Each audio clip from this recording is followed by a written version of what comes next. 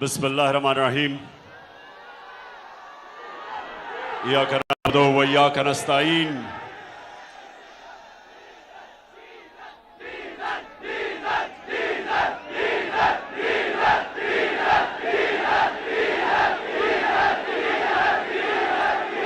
जी ननकाना, मैं अभी महंगाई के ऊपर बात करने वाला था कि डीजल की कीमत ऊपर चली गई। मुझे पता है कि हमारा किसान मुश्किल में है। एक तो डीजल की कीमत ऊपर और दूसरा बिजली की कीमत दुगनी से भी ज्यादा। तो मैं अभी उसके ऊपर आता हूं। सबसे पहले ननकाना, मैं आप सबको आज सलाम पेश करता हूं। माशाअल्लाह। वैसे ननकाना अभी तक मैं देख रहा हूं वहां उधर से लोग आ रहे हैं। मेरे ख्याल में टाइम का ख्याल ननकाना में ज्यादा नहीं है। 2 बजे का टाइम था, अभी तक आपके लोग चले आ रहे हैं। अच्छा ननकाना, पहले मैं पाकिस्तान की बात करता हूं और मैं चाहता हूं उसके बाद आऊंगा ननकाना के ऊपर। और इंशाअल्लाह जो शाह साहब ने कहा कि मेरी पूरी कोशिश है कि मेरी नौजवान आबादी को तालीम दी जाए। और मुझे पता था कि ननकाना में कोई यूनिवर्सिटी नहीं, और इसलिए इंशाअल्लाह हम यूनिवर्सिटीज भी और अभी स्कूल भी बेहतर करेंगे आपके। हमने पूरी कोशिश की कि पाकिस्तान में एक तालीमी निसाब आए। यह क्यों जरूरी है? क्योंकि तालीम के जरिए हम अपने लोगों को नीचा रखते हैं।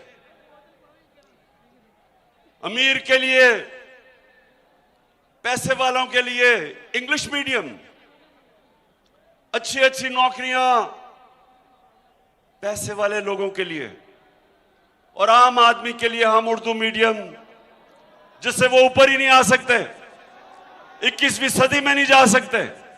हमने क्या कोशिश की? एक तालीमी निसाब सारे पाकिस्तान के लिए, जो अंग्रेजों का बनाया हुआ निसाब था। पहली दफा पाकिस्तान की तारीख में किसी हुकूमत ने उसको बदलने की कोशिश की और 5 क्लासों तक सबके लिए एक निसाब, ताकि मेरे अवाम का बच्चा उस निसाब के जरिए पढ़ के मुल्क का वजीर आजम बन सके, मुल्क से बड़े बड़े ओहदे वो भी ले सके, डॉक्टर इंजीनियर बन सके। सिर्फ अच्छी नौकरियां पैसे वाले लोगों के लिए ना हो।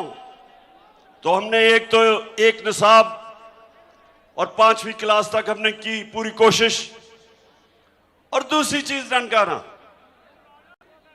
यूनिवर्सिटी, आला तालीम। मैं ये चाहता हूं कि जितनी भी हमारी यूनिवर्सिटीज हो उसके अंदर खास तौर पे टेक्नोलॉजी पढ़ाई जाए। टेक्नोलॉजी का मतलब क्या? मैं आपको मिसाल देता हूं।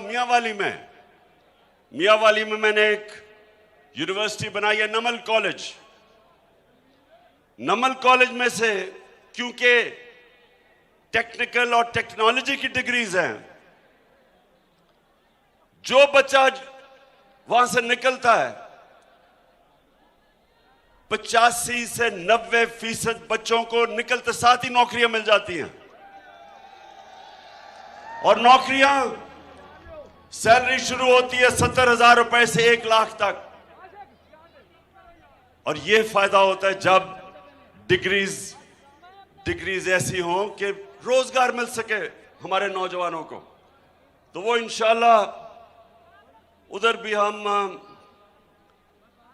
अगर हमारी हुकूमत को साजिश के जरिए ना गिराया जाता, बैरूनी साजिश, बाहर से फैसला हुआ कि इमरान खान को हटाना है और इमरान खान को हटा के एक उनका नौकरी करने वाला, जूते पॉलिश करने वाला प्राइम मिनिस्टर लाना है। और मैं फिर से इस हुकूमत का शुक्रगुजार हूं कि वो जो मुरासला छुप गया था, दबाया गया था, मीडिया ने दबाया था कि पता ना चल जाए कि कितना बड़ा मुल्क से गद्दारी हुई, वो मैं इस हुकूमत का शुक्रिया अदा करता हूं कि उन्होंने वो साइफर को उठा लिया और कहते हैं कि इस पे कमीशन बैठेगी। ये तो आपने जबरदस्त काम किया, लेकिन कमीशन आप नहीं बनाएंगे, क्योंकि आपने तो फायदा, आप तो साजिश का हिस्सा थे। कमीशन बनेगी हमारे ऐसे जजेस जो कि जिनकी क्रेडिबिलिटी है, और इंशाल्लाह वो कमीशन बनेगी। जब भी इसके ऊपर तफ्तीश होगी तो यह साबित होगा कि बैरूनी साजिश के तहत हमारी हुकूमत इसलिए गिराई गई कि हम किसी की गुलामी करने के लिए तैयार नहीं थे। हम एक आजाद पाकिस्तान देखना चाहते थे और हम इन चोरों को एनआरओ नहीं देना चाहते थे। अब ननकाना देखें, मैं आपकी अब थोड़ी सी तरबियत करना चाहता हूं। इस उम्र में सारी दुनिया मैंने देखी है और मैं आप सबको अपने तजर्बे से एक चीज बताना चाहता हूं कि क्या वजह है कि कई मुल्क कितने खुशहाल हैं, हमारे यहां लोग मरते हैं वीजा लेने के लिए, उन मुल्कों में जाने के लिए, नौकरियां करने के लिए। आप अखबारों में देखते होंगे, टीवी पे, कि किश्तियों में बेचारे लोग जा रहे हैं बच्चों को लेके इन अमीर मुल्कों में नौकरियों के लिए, और डूब जाती हैं किश्तियां, मर जाते हैं लोग। अपनी जान की बाजी लगा के अपने मुल्कों को छोड़ के अमीर मुल्कों में जाते हैं नौकरियां लेने के लिए। तो उनका ना क्या वजह है कि कई मुल्क कितने अमीर हैं और कई मुल्कों के अंदर इतनी गुर्बत है, बेरोजगारी है। तो ये मैं चाहता हूं गौर से सुने। देखें, मेरे नबी सल्लल्लाहु अलैहि वसल्लम ने जब मदीना की रियासत की बुनियाद रखी थी तो उन्होंने वो सबसे बड़ी जो एक असूल उस मदीना की रियासत का था, वो अदल और इंसाफ था। ये आपने गौर से सुनना है, क्योंकि आपको नहीं समझ आएगी जब तक आप ये चीज नहीं समझेंगे।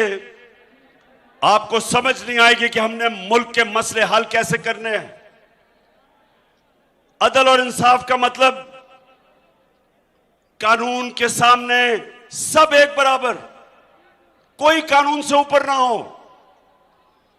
मेरी नबी सल्लल्लाहु अलैहि वसल्लम ने कहा, मेरी बेटी भी अगर जुर्म करेगी तो उसको सजा मिलेगी। मेरी बेटी भी कानून के ऊपर नहीं है। और उन्होंने यह भी कहा कि तुम्हारे से पहले बड़ी कौमें तबाह हुई, जिधर ताकतवर के लिए एक कानून और कमजोर के लिए दूसरा कानून। जिधर कमजोर चोरी करे तो जेल में, और बड़ा डाकू चोरी करे तो उसको एनआरओ मिल जाए।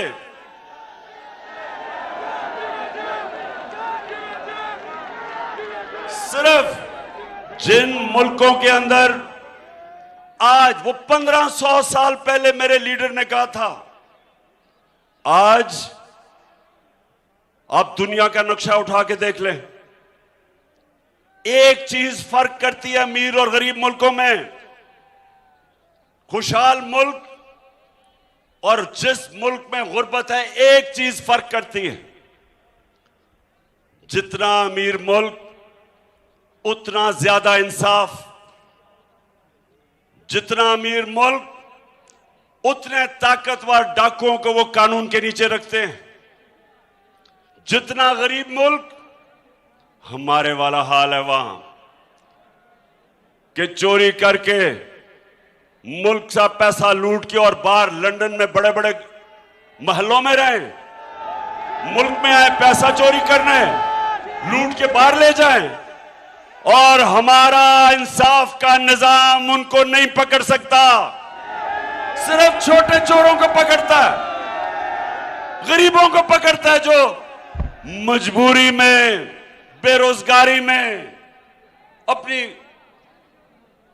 बच्चों को खाना खिलाने के लिए, घर में बीमारी है, पैसा नहीं है, वो जो मजबूरी में, ऐसे भी लोग हैं, कई तो वैसे चोरी करते हैं, लेकिन कई लोग बेचारे मुश्किल वक्त में साइकिल चोरी, मोटरसाइकिल, गाय भैंस, वो तो जेलों में चले जाते हैं। 6 महीने की सजा, वो 6 साल बेचारा गरीब आदमी जेल में रहता है। लेकिन ताकतवर, अब ताकतवर का ये देखो, मैं सारी कौम के सामने ये दिखाना चाहता हूं कि अभी जनाब नवाज शरीफ और मरियम ने कहा जी हम बेकसूर हैं, हमारे से बड़ा जुल्म हुआ, हमारे से अदालतों ने भी बड़ा जुल्म किया, और हमारे से कोई खलाई पता नहीं मखलूक ने बड़ा जुल्म किया। तो ये मैं आपको सबको दिखाना चाहता हूं कि क्या जुल्म हुआ या नहीं हुआ, अपने आंखों से देखना। भी वीडियो में हुआ क्या, इन्होंने पैसा चोरी करके बाहर ले गया नवाज शरीफ, बेटी के नाम पे इसने महंगे तरीन लंदन के इलाके में 4 बड़े बड़े महलात ले लिए अरबों रुपए के, और ये हमेशा कहते रहे कि जी हमारे तो है ही नहीं है, क्योंकि इनके पास पैसा ही नहीं था, इनके टैक्स रिटर्न्स में, असासे में इतना पैसा ही नहीं था कि इतने महंगे फ्लैट ले लेते। तो झूठ बोलते रहे कि हमारे फ्लैट नहीं है जी, इनको नहीं पता क्या होना था। अल्लाह अल हक है, हक के खुदा ने, अल्लाह ने एक इंटरनेशनल इंकशाफ किया और उधर सब कुछ सामने आ गया। तो जरा आप ये देखें कि जब मरियम से पूछा गया आज से 10 साल पहले के बताएं जी फ्लैट आपके हैं, 10 साल पहले तो वो क्या कहती है, इस तरह मुझे लगा कि आप लोगों को बेवकूफ नहीं बना सकते। मेरी सिस्टर लंदन में प्रॉपर्टीज तो दूर की बात है, मेरी पाकिस्तान में भी कोई प्रॉपर्टी नहीं है, मैं अपने वालिद के साथ है। और मुझे समझ नहीं आई कि मेरी और मेरी वालदा की और बहन भाइयों की प्रॉपर्टीज ये कहाँ से निकाल के ले आए हैं। मेरे नाम पाकिस्तान में कोई प्रॉपर्टी नहीं है, ये तो इंग्लैंड की बात है। अच्छा, पाकिस्तान में भी कोई प्रॉपर्टी नहीं है।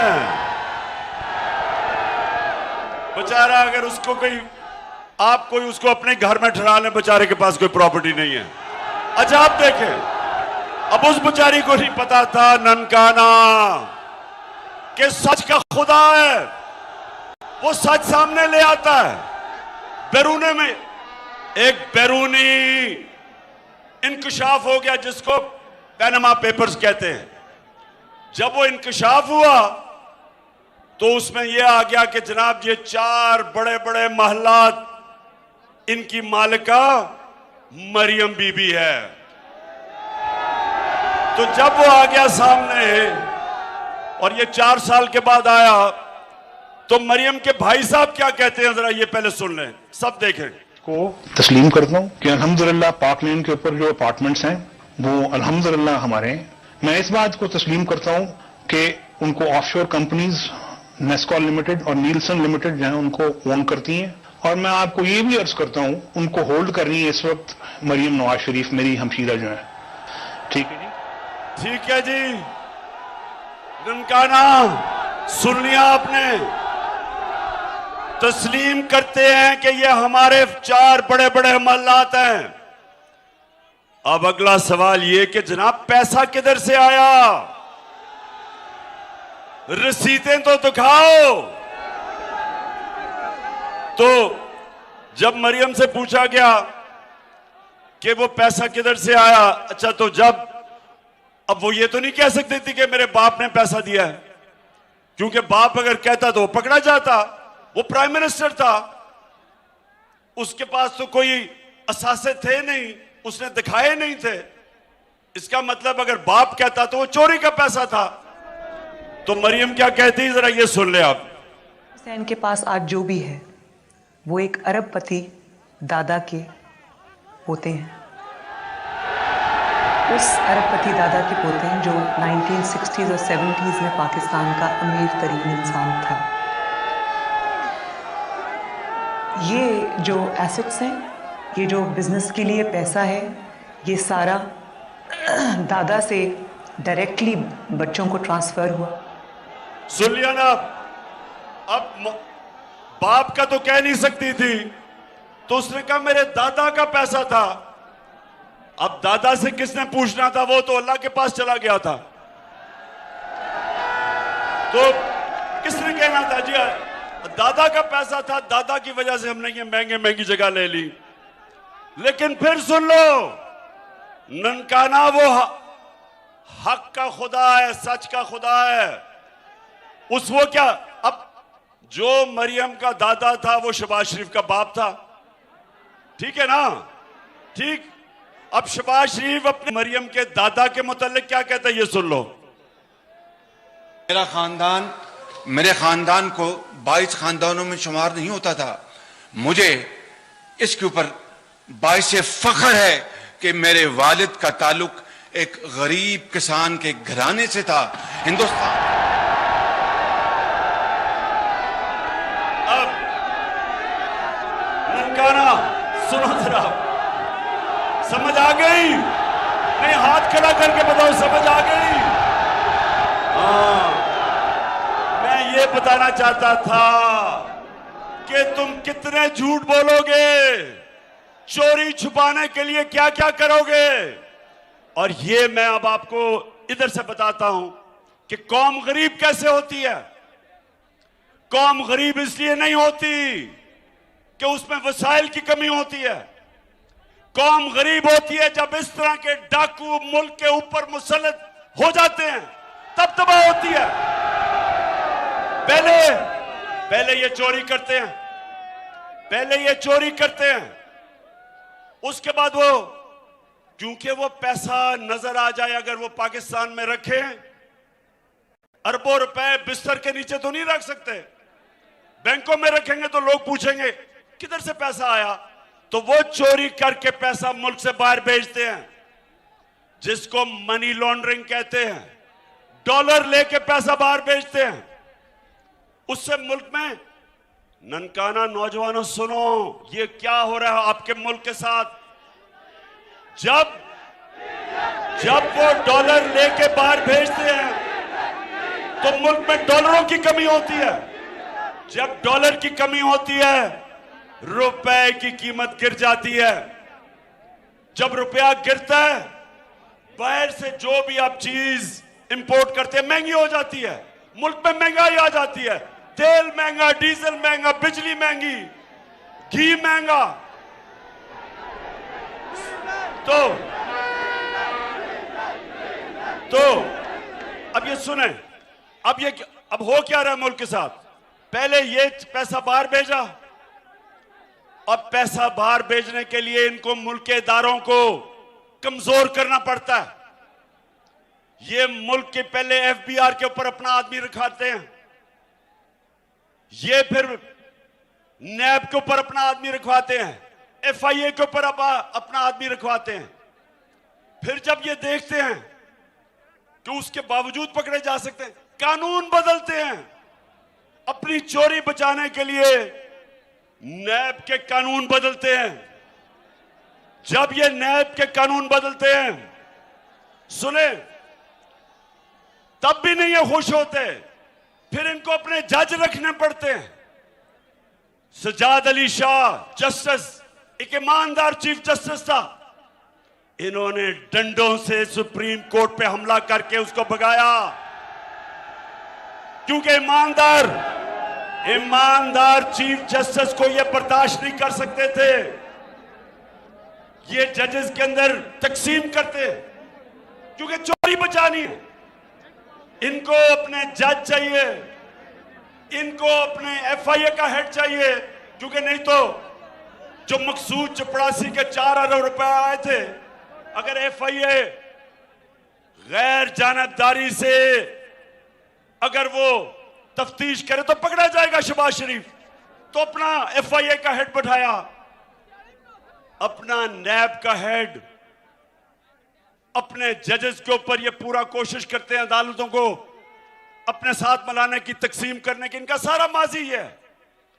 अपने IG रखते हैं, ये IG भी वो रखते हैं जिस तरह इस्लामाबाद का, जिसके ऊपर करप्शन का केस था, 2 नंबरों को रखते हैं ताकि कंट्रोल कर सके, ताकि वो इंसाफ ना दे, इनको ये कंट्रोल करें। ये अपना आर्मी चीफ रखने की कोशिश करते हैं क्योंकि हर चीज को कंट्रोल करना चाहते हैं। मेरिट की कत्लेआम होती है, कानून की बालादस्ती तबाह होती है, जंगल का कानून आ जाता है, और फिर जब ये इनकी चोरी जब कोई नहीं पकड़ता तो किसी भी ताकतवर की चोरी नहीं पकड़ी जाती, मुल्क लूटा जाता है, मुल्क मकरूज हो जाता है। जब जनरल मुशर्रफ ने इन दोनों डाकुओं को NRO दिया 2008 में, क्या हुआ उसके बाद?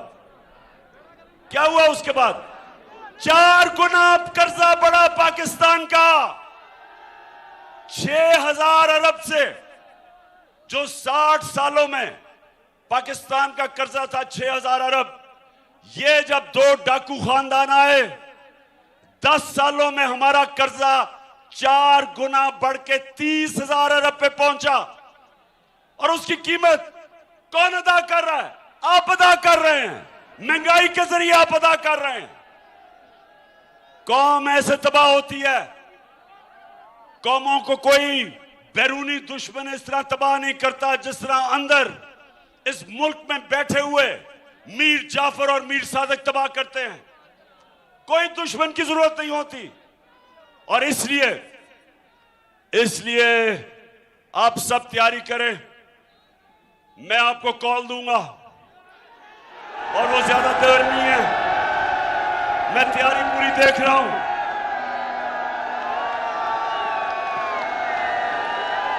मैं पूरी तैयारी कर रहा हूं, मैं कॉल दूंगा। लेकिन उससे पहले ये सारे चोर जमा होके हर किस्म की कोशिश कर रहे हैं कि किसी ना किसी तरह ये मुझे और मेरी पार्टी को किसी तरह पब्लिक की नजर में गंदा करें। और वो क्या कर रहे हैं? गंदी गंदी वीडियो तैयार कर रहे हैं, गंदी गंदी वीडियो, वो डीप फेक वीडियोस मैं भी आपको दिखाऊंगा। वो घर में बैठ के नई टेक्नोलॉजी के जरिए गंदी वीडियोस और फिर टेप्स दिखा रहे हैं, ऑडियो टेप्स। मैं अदालत में जा रहा हूं कि प्राइम मिनिस्टर ऑफिस और उसके घर की जो सिक्योर लाइन थी, किसने उसकी टेप की और फिर लीक कैसे हुई, किसने की? चलें, अगर आप सर्वेलेंस भी करना चाहते हैं प्राइम मिनिस्टर की कॉल्स की, करें, लेकिन उनको लीक करना ये जुर्म है, ये जुर्म है। और इंशाल्लाह अदालत में जाऊंगा और पता चलाऊंगा कि कौन सी एजेंसीज ये कर रही हैं। क्या मैं कोई दुश्मन हूं मुल्क का? 50 साल से मुझे कौम जानती है, मुझे एक दुश्मनों की तरह और मेरे लोगों को केसेस झूठे FIR हर रोज कट रही है। जो भी आप करेंगे, ये जो भी करें समझ जाएं, ये मैं चैलेंज करता हूं, जो भी आप करेंगे आप नहीं रोक सकते इस सलाब को।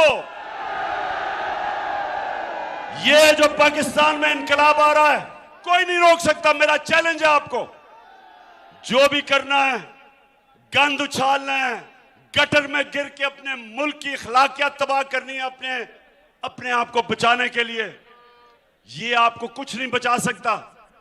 मैं सिर्फ आपको दिखाना चाहता हूं कि कितना आसान है ये गलत वीडियोस और टेप्स बनाना आज की टेक्नोलॉजी के जरिए। जरा दिखाएं। इंतशार फैल रहा है। नवाज शरीफ से पूछो, जिसने पाकिस्तान को तमाशा बना के रख दिया है दुनिया में। बोलो, मैं सच कह रहा हूं ना? मेरी बात सुनो भाई, मेरी भी ऑफशोर कंपनी मौजूद थी, और वो पैसा कहां से आया भाई, कहां से आया?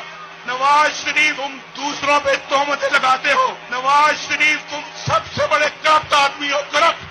और लोग जानते हैं, लोग जानते हैं। नवाज शरीफ को तो कोई ख्याल नहीं आया क्योंकि ये पत्थर दिल इंसान है। यानी नवाज शरीफ को तो कोई ख्याल नहीं आया क्योंकि ये पत्थर दिल इंसान है। यानी इंसानों के लिए कोई इसके दिल और दिमाग में कोई गोशा जगह नहीं है।